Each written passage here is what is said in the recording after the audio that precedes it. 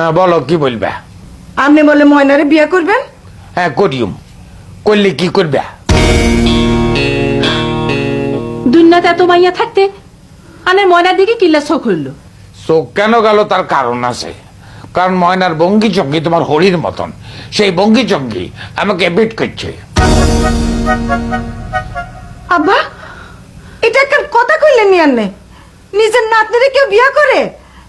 আচ্ছা কইলেন নিবা, কিন্তু আন্নের মতো বুড়া মানুষের লোকে যদি ময়নার বিয়ে হয় হেতে জীবন যে নষ্ট হইব এটা আন্নে বুঝেন না?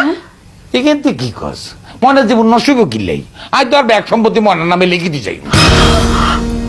ময়না আমার সেবা যত্ন করবো, ইয়ার পর আই মরি গেলে তোরা চাই চিন্তি একখান ভালো ছেলে ঠিক করবি, যাতে ময়নারা সে বিবাহ করা। সেটা তো বিবাহ করবই, সম্পত্তির লোভ না করি হাইত না।